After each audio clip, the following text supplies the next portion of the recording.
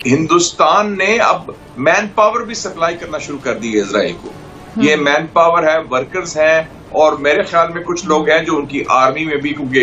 Donald Trump सितंबर में पाकिस्तान आएंगे। बतौर अमरीकी सदर ट्रंप का ये पहला दौरा पाकिस्तान होगा और दौरे में पाक अमरीका ताल्लुकात को मजीद वुसअत दी जाएगी। लेकिन उनकी खबर आने के चंद घंटे के अंदर व्हाइट हाउस ने वॉशिंगटन से इसकी तरदीद कर दी। तभी ये विजिट हो ही नहीं सकता। ये क्या हो गया?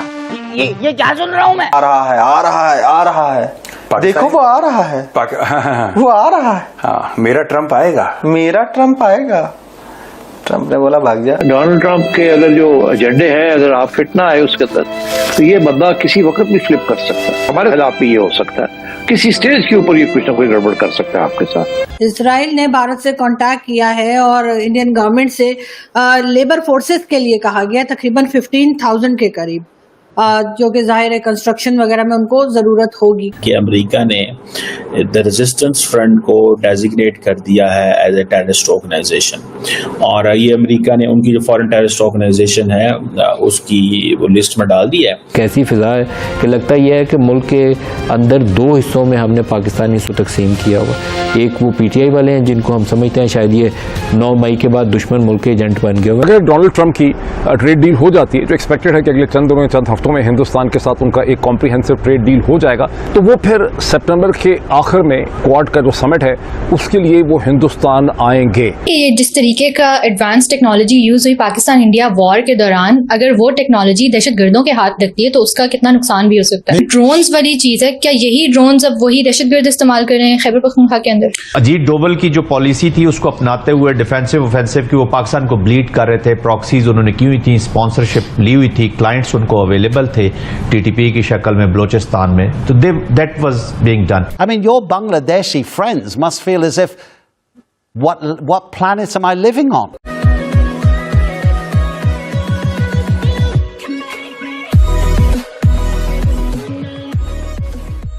नमस्कार दोस्तों, अब यहाँ पर बात हो रही है कि पिछले दिनों एक स्टेटमेंट रिलीज हुआ था। पता नहीं ये स्टेटमेंट कहाँ से आया, लेकिन पाकिस्तान के अंदर इसको लेकर चर्चा बहुत जोरों शोरों से होने लगी कि भाई डोनाल्ड ट्रंप जो है ना वो आने वाले दिनों में पाकिस्तान आएंगे, मतलब प्रेसिडेंट रहते हुए। अब ये चर्चा चलने लगी, लेकिन फिर 1-2 दिन के बाद फिर से इस चर्चा को पूर्ण विराम हो गया, यहाँ पर फुल स्टॉप लग गया, क्योंकि फिर स्टेटमेंट आ गया कि भाई नहीं, कोई यहाँ पर डोनाल्ड ट्रंप पाकिस्तान नहीं आने वाले। जो भी हो, लेकिन ख्वाब देखना भी अच्छी बात है। डोनाल्ड ट्रंप हो सकता है भाई उसका आजकल जो करता है उसको हम सोच नहीं पाएंगे कि भाई क्या अचानक से क्या कर दे। वो तो ये भी हो सकता है कि यूएस से निकला हो और बीच में ही, मतलब पाकिस्तान के लिए निकला हो, बीच में से रिटर्न हो जाए कि नहीं मुझे नहीं जाना, मतलब इस टाइप की उसकी मेंटल सिचुएशन है अभी।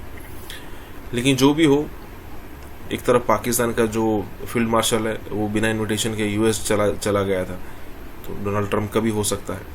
इसी के साथ ये वीडियो शुरू करते हैं। हाँ दोस्तों, सुपर थैंक्स के जरिए हमें मदद करना ना भूलें। दिल से दुआ है कि साल में 2-3 बार यूएस प्रेसिडेंट पाकिस्तान का दौरा करे। फिर हमें पाकिस्तान के खिलाफ कोई ऑपरेशन करने की जरूरत नहीं है, यूएस वाले सारे ऑपरेशन कर देंगे। अभी पाकिस्तानियों को यही समझ में नहीं आया कि ट्रंप के साथ खाना खाने का क्या बिल भरेगा Pakistan through Asim Munir in the long run. इनको यही नहीं पता।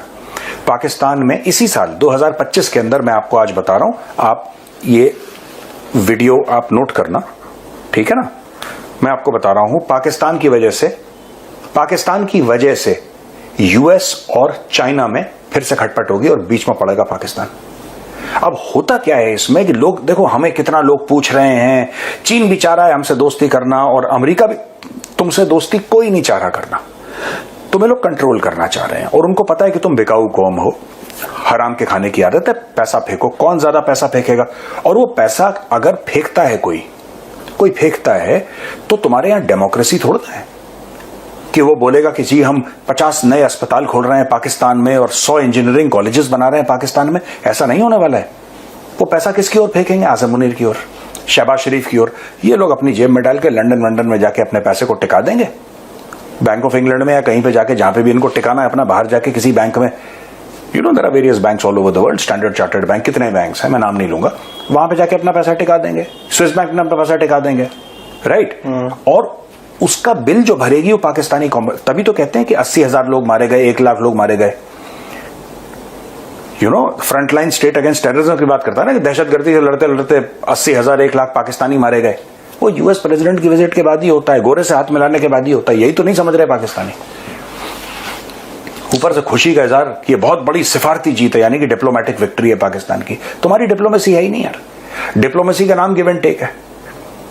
बाद में इन्होंने कंफर्म भी कर दिया कुछ नहीं होने वाला है। नहीं यार, बात वो नहीं है। मैं तो एज एन इंडियन चाहता हूं कि ट्रंप आए। मैं चाहता हूं ट्रंप 2-3 दिन रहे वहां पे पाकिस्तान में, इस्लामाबाद में 1 दिन रहे, लाहौर में 1 दिन रहे, कराची में 1 दिन रहे, पूरा रहे। मैं चाहता हूं मुकम्मल इलाज पाकिस्तान का। अमेरिकन जब भी अमेरिकन आएंगे वो मुकम्मल इलाज करते हैं पाकिस्तान का। पाकिस्तान में 100-200 नहीं, हजारों की तादाद में जाने जाती हैं जब भी गोरे से हाथ मिलाते हैं लोग।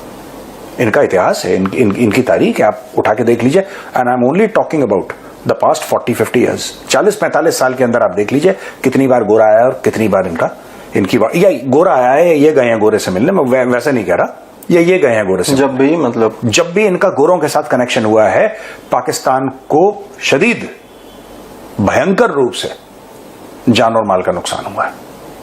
पर इसी में खुश हैं कि गोरा आ रहा है, इनको पता ही नहीं। जिस तरीके से आज से चंद महीने पहले या चंद हफ्ते पहले पूरी एक गाड़ी को, जाफर एक्सप्रेस को दहशतगर्दी का निशाना बनाया गया, उसके पीछे भी इंडियन रॉ थी। और आज वाले इस वाक़े के पीछे भी, या इस जैसे तमाम वो वाक़यात जिसके पीछे BLA या TTP का हाथ हो, उसकी फंडिंग, उसकी मनसूबाबंदी, उसके पीछे वो रहनुमाई और वो टारगेट फ्राहम करने की पूरी जिम्मेदारी जो है, ये इंडियन स्टेट टेररिज्म है, ये उसका शाखसाना है। इंतहाई काबिल मज़म्मत है। और पाकिस्तान को पूरी दुनिया में इसके ऊपर मैं बहुत दफ़ा कह चुका हूँ पहले भी कि बाकायदा वर्ल्ड कैपिटल्स में डॉजियर सबमिट करने चाहिए विद एविडेंस, पूरी डिटेल्स देनी चाहिए। सारे सब के ताने बाने जाके मिलते उधर से ही हैं, पैसा भी उधर से आता है, असला भी उधर से आता है, टारगेट सिलेक्शन भी वही से करते हैं। जाफर एक्सप्रेस वाला वाक़या इतनी बड़ा दहशतगर्दी का वाक़या था कि पूरी दुनिया को उसके ऊपर हमें ये बावर करवाना चाहिए था कि जैसे कनाडा में एक सिख रहनुमा के कत्ल के अंदर इंडियन स्टेट मुलव्वस है, इसी तरीके से जाफर एक्सप्रेस में इंडियन रियासत, भारतीय रियासत मुलव्वस है दहशतगर्दी के वाक़े में। और आज इस क्लाथ बस हमले के वाक़े के अंदर भी दोबारा भारतीय रियासत मुलव्वस है। और इसके जो आगे कारिंदे हैं, वो किसी का नाम BLA है तो किसी का नाम TTP है तो किसी का कुछ और नाम होगा। पीछे सारे दहशतगर्दी करवाने वाले सारे के सारे वो इंडिया की रॉ है। ये अजीत डोवल की वो स्ट्रेटजी है जिसमें वो अपने से रीजन के उस हर मुल्क के अंदर जाकर खून रेजी करना चाहता है जिसको भारत निशाना बनाना चाहता है। ये अजीत डोवल और नरेंद्र मोदी का जो माइंड सेट है ना, उसकी रिफ्लेक्शन है ये वो वाक़यात। और पाकिस्तान को इसके मुकाबले के लिए क्या करना है, एक तो पूरी दुनिया को इसके बारे में आगाह करना है, दूसरा एक जो उससे भी बड़ा चैलेंज है वो है हमारी इंटरनल यूनिटी, हमारी हारमनी, यकजहती पाकिस्तान के अंदर। सियासी फ़िज़ा अफसोसनाक ये बात पहलू एक ये है कि बहुत अरसे से 2-3 सालों से, ख़ास तौर पर जब से पाकिस्तान तहरीक इंसाफ के ख़िलाफ़ नो कॉन्फिडेंस मोशन आया, उसके बाद एक ऐसी फ़िज़ा है कि लगता यह है कि मुल्क के अंदर 2 हिस्सों में हमने पाकिस्तान इसको तकसीम किया हुआ। एक वो PTI वाले हैं जिनको हम समझते हैं शायद ये 9 मई के बाद दुश्मन मुल्क के एजेंट बन गए हुए हैं, जो ऐसी सूरत हाल नहीं है। 9 मई काबिल मज़म्मत वाक़या, जिसने किया उसको भी मज़म्मत करनी चाहिए। जो एक्चुअल अगर किसी ने आग जलाई, अंदर कोर कमांडर हाउस के अंदर घुसा, जिसने GHQ के अंदर जाके तखरीबकारी की, उसको सज़ा भी मिलनी चाहिए।